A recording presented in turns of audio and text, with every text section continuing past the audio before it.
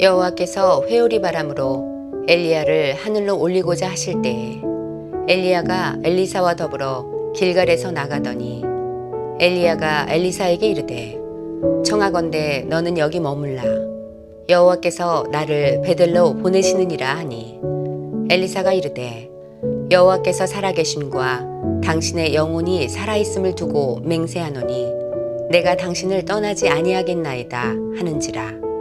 이에 두 사람이 베델로 내려가니 베델에 있는 선지자의 제자들이 엘리사에게로 나와 그에게 이르되 여호와께서 오늘 당신의 선생을 당신의 머리 위로 데려가실 줄을 아시나이까 하니 이르되 나도 또한 아노니 너희는 잠잠하라 하니라.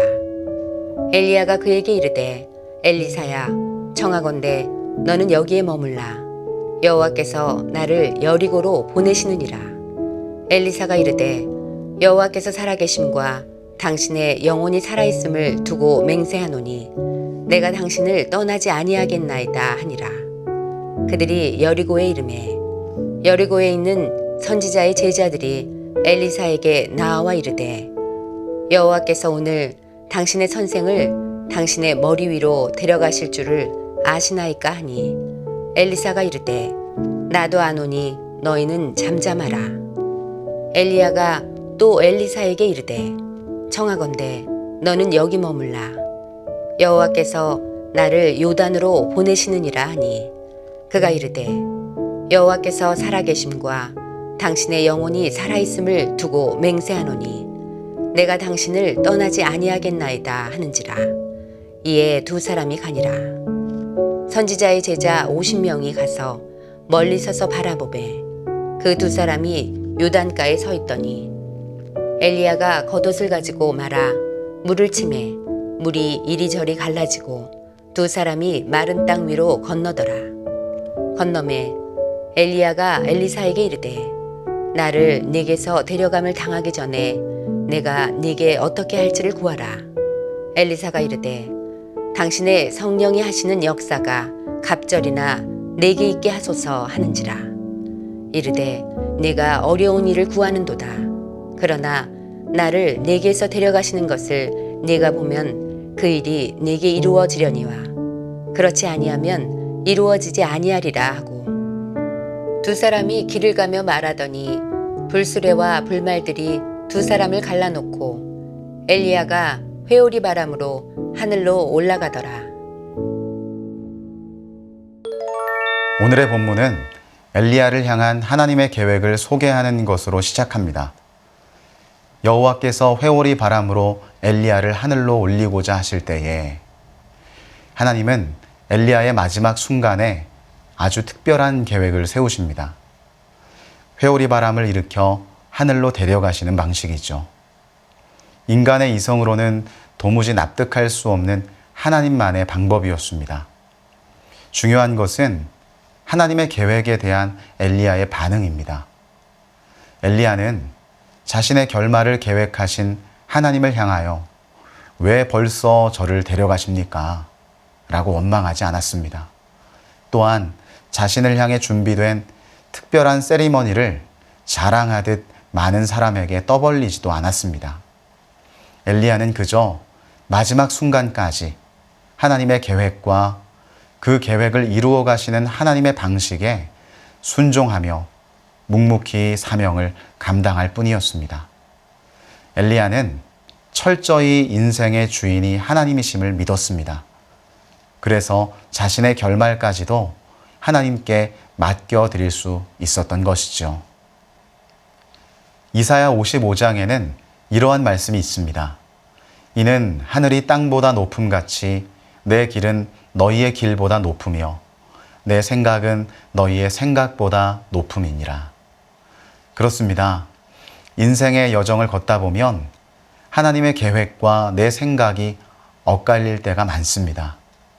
그때마다 우리들은 갈등 속에 빠지기도 하고 내 뜻대로 이루시지 않는 하나님께 실망하기도 하지요. 그때마다 우리는 하나님의 생각이 나의 생각보다 높다는 사실을 꼭 기억해야 합니다. 그리고 하나님이 내게 주신 자리에서 묵묵히 하나님의 계획을 이루어 드려야 합니다.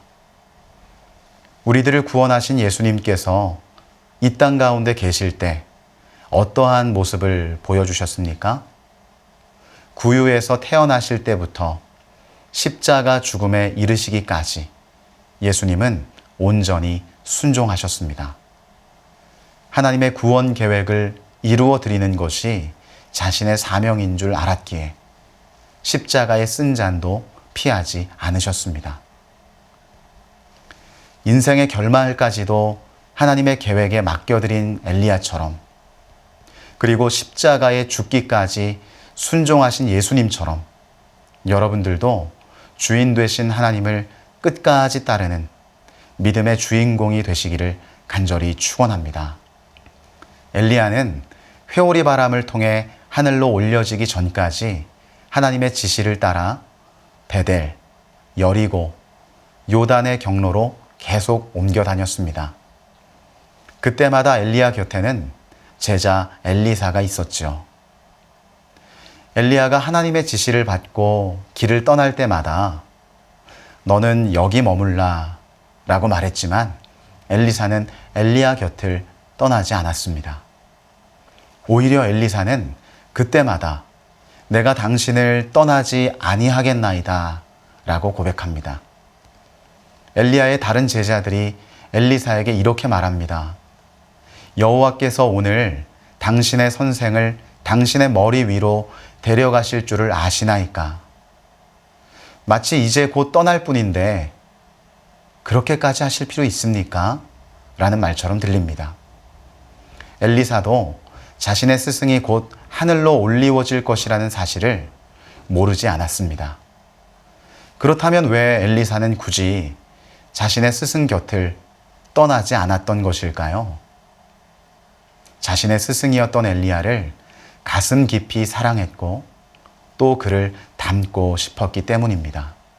그래서 엘리사는 스승이 어디로 가든지 그 곁에서 떠나지 않았던 것이죠. 엘리야를 끝까지 따랐던 엘리사는 스승이 하늘로 올리워지기 전에 성령의 역사가 자신에게는 갑절이나 이루어지게 될 것을 구합니다.